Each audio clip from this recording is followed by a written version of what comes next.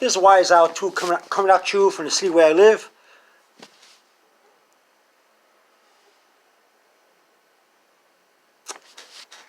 When I was a young man, I used to go to a barbershop.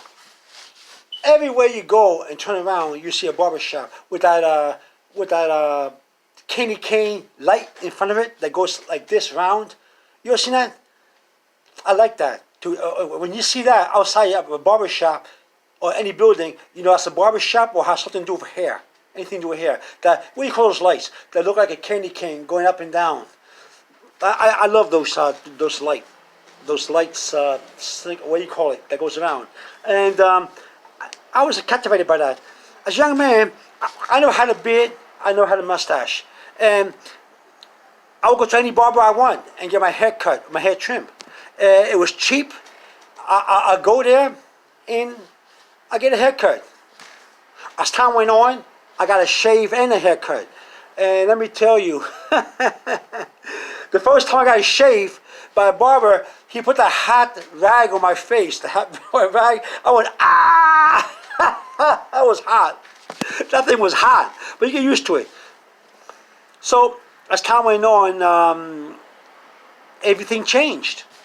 Everything changed. A man will look forward to go to a barber, to talk, to tell stories, to catch up. Just you hear the clips, the clippers or the scissors and the everything, and and then the way they put the shaving cream back of your head and the back of your neck, and they take a razor and they razor off that part of the hair to make a line in the back of your neck. You know, like right here, they put like a foam of cream, shaving cream, and they go. I remember all that. I remember sometimes I have music in the video, sometimes they have everything. But as a little boy, my father would take me to get a haircut and I get scared. I don't want to go to no barbershop, it's boring. But as I got older, I fell in love with the barbershop. I fell in love with it and I loved it. However, time went by. Time went by. Like everything else, you get older and older and older. And all the barbershops changed. I would go in for a trim, and they'll give me a trim. But now, as time went on, it changed. Now, I'm older now. I have a beard and I have a mustache. See my sideburns? Everything changed. The style, what people were doing. People had beards in those days. Yeah, when I was a young man, they had it, and they got a trim and everything, or shaved off, whatever. But when I go to a barber nowadays, they close down. You go to a barber. They cut your hair, and then they close down or they retire. And then you get other new people coming in, and they don't do a good job at all. They have all kind of hairstyling now that's bizarre, that I can't stand. I'm not saying it's wrong, it's just not for my time, for my taste. It's for the young people's taste. A couple years ago, I couldn't find a barber that would take care of my hair the way I wanted to. You know, old Dave, see my hair? Look how it is. See, I need a trim. I need a trim right now. See my hair? It's coming out from the side. You see it? My hair needs a trim. And nothing I can do about it. Because if I go, I'm hunting for a barber that could do my hair the way they used to when I was young. That's hard to find. A lot of them are retired. A lot of them are closed. And then I'm afraid they may take my beard and shave it or trim it the wrong way. See, I'm trying to get my beard to get this big, this long, and fluffier. And I'm afraid if I go to a barbershop, the new people may not understand me, and they may start messing with my beard. You know, shaving it or telling me, hey, how about if I, how to tell you right in the middle of a haircut? Hey man, your hair, you want me to shave your beard off or to trim it? I can trim your beard, and he'll show you the scissors. You want to trim your beard? I said, oh no, don't touch my beard. I'm afraid they might touch my beard. Or mess my sideburns up to make my beard look stupid. The sideburns. Or they may trim my mustache. So I'm afraid to go to a barber these days. And I'm looking for an old-fashioned barber. Looking for a barber is hard these days. And they're very expensive. I used to pay what $6 for as a young man for a haircut. Then it went up to $12. Now they go up to $23. And now with the beard and the mustache together, they may charge me $50 or $100. It's just too expensive to look for the right barber. Looking for a barber is hard. And every time you look inside a window just to see if you're going to get this. When you're looking for a new barber, you look inside a window, you see the new generation haircuts. You know, almost bald, and they put lines in your hair or on your hair like a tracks. I think you call it tracks. They put tracks in your hair. They cut your hair real short. Or they put an initial or a symbol in back of your scalp. You ever seen back of your hair? How some of these new generations, they have a symbol or initial put in the back of their hair, on the back of their head, but everything's bald. Everything's bald, but in the back of the head, you see some kind of symbol or animal or something or initial. I don't want that. A couple of years ago, I tried to experiment. I tried to see if I'm overjudging the barbers. I thought I was being too subconscious. So I went to a barber and asked him for a haircut or a trim. So I say, listen, I want to look clean. Give me a trim, but I want to look clean. It was my first time at the new barber. I can't believe what happened. I went to this new barber a couple of years ago, and oh my goodness, he gave me a very short haircut, and he put a track on it. A track, you know, those lines, and very short. I didn't have my beard though during that time. During that time, I did not grow my beard. I grew my beard after that. Shortly after that, I grew my first beard. This is my second beard. After that, I grew my first beard. But before that, he gave me a mirror. He said, I'm finished. How do you like it? He gave me a mirror, and then he turned the chair around and showed me the mirror in front of me, and the big mirror, and he gave me a small mirror to hold my hand. Ah, my goodness, I was afraid. My hair was almost bald. Only was some hair on there. And it had the tracks, lines on it. That's new barber. And I looked clean, so I couldn't complain. I looked clean, I looked fresh. I couldn't complain to the guy. I said, make me look clean and give me a trim.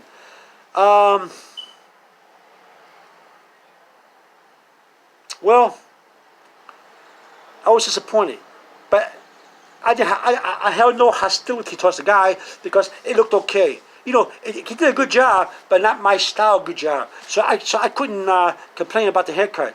I could only wait till it grows again. But the thing is, I give him a tip, and I'm a nice guy. I don't complain to anybody.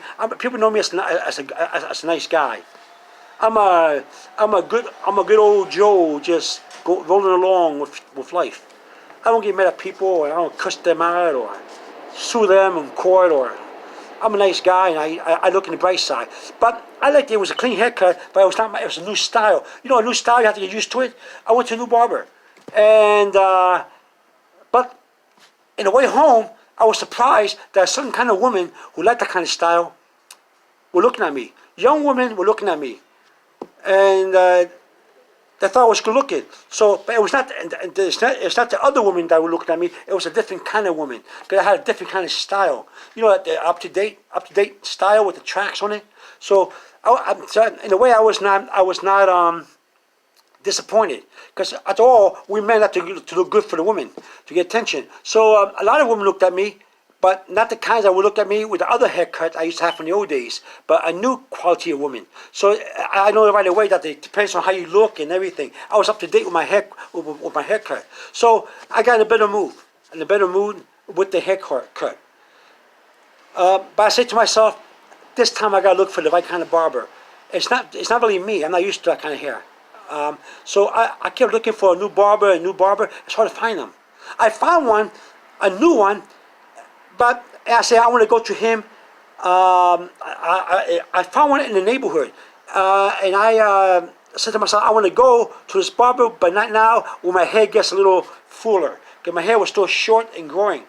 Because the other barber took all my hair out. So I said to myself, I want to wait. And I want to go to this barber about another year. I go back to the same neighborhood, closed down, no more. I don't know if they were old and retired or what happened, or the business was bad, they closed down. So I looked for another barber. So I decided to let my hair grow. So I said, if I'm going to let my hair grow, I want to for the first time in my life, I want my hair to be long. and I'm going to grow a mustache and a beard. And if my hair gets too long, I don't know where to cut it. Be forced to find a barber or to put a ponytail. I decided to put a ponytail. That was my first ponytail. My first ponytail I had in my whole life. So my hair was wild. I went to the my hair was growing. I went to the mad hair phase, a lot of control phase. That got me mad. You know, when you grow your hair long and it gets out of control, I had to put grease in my hair and everything. My hair got so long, I had a nice ponytail, a nice beard up to here. Up to here, that's my first beard. And my mustache up to here, like the way it is now. And up to here. And I had a big ponytail. Some people, my mother and my family said, "Oh, you look like a bum. Cut your hair. Cut your hair. Get rid of your beard." But lots of women fell in love with me. A lot of women say, "Oh, you look." I was very attractive. They wanted to date me. They gave me their phone numbers and everything.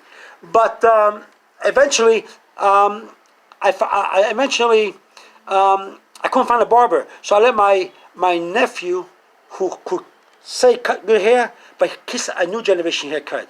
You know, like the ones that gave me the track. And he gave me a haircut, and he said, "How about shaving your beard and your mustache off?" I said, "Oh no, I want to keep my beard, see how long it grows." But he talked, see how long it grows. It was up to here. I wanted to go up to here, but he talked me into it. So again, I got a haircut, real short, no tracks. He did a good job. He took my mustache off, my beard off. I look clean. I look very clean, and I was still attractive, but. When I walk the street, I got different kind of women. So it depends if you have a beard, a mustache, what kind of haircut you get. The way you cut your hair, the way you shave your beard off or trim yourself real nicely, you get different kind of women looking at you. You're a different kind of woman. I was attractive. So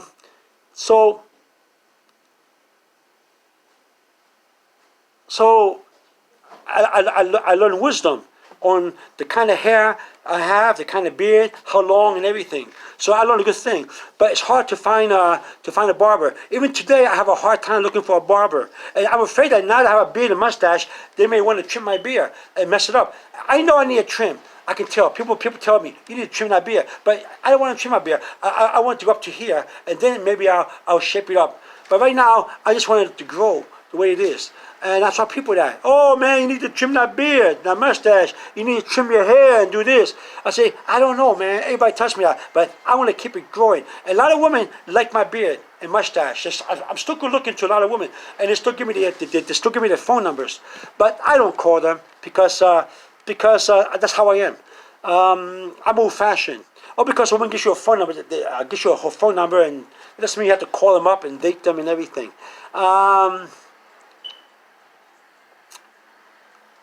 So so now I have to look for another barber.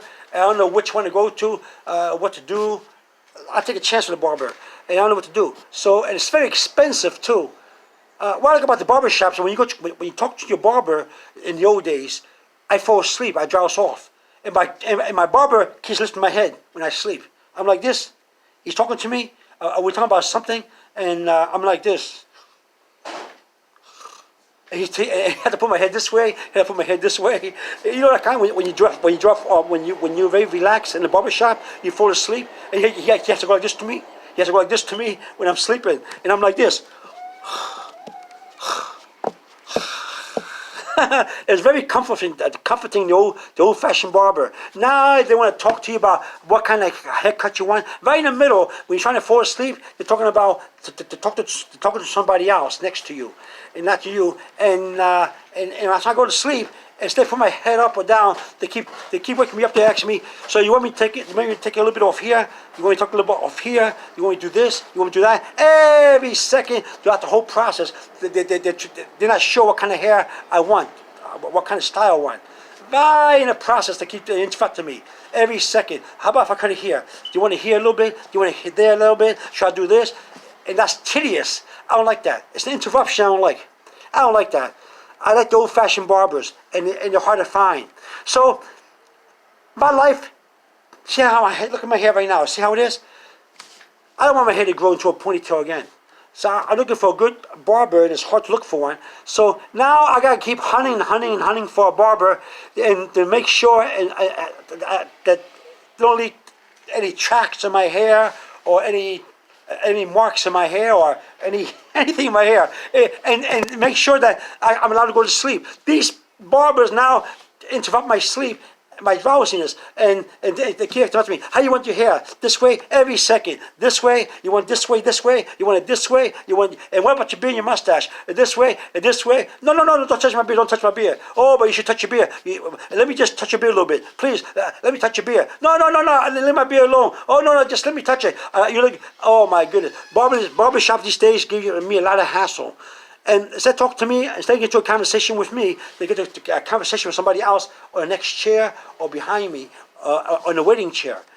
But now, not me.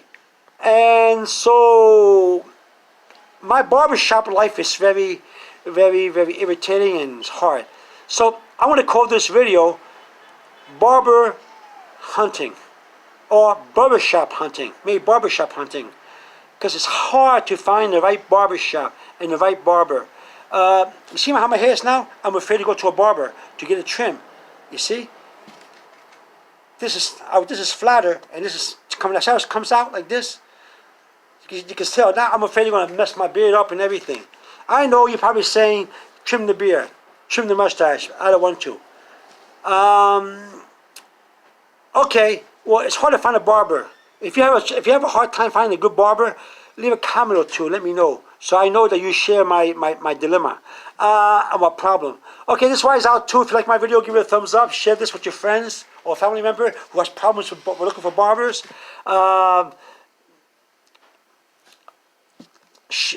Leave a comment or two, and subscribe to my Wise Out 2 channel, which is free. I got a host of videos of different kind. If you can't find any videos on my site, then go to the question bar on YouTube and look for my videos there. Okay? This one's going to be called Barbershop Hunting. Okay? So this is Wise Out 2 coming at you from the city where I live. I'm just tired looking for the right barber. Maybe my nephew should cut my hair again. I don't know. Very short. I don't know. Alright, this is Wise Out coming at you from the city where I live. Over and out.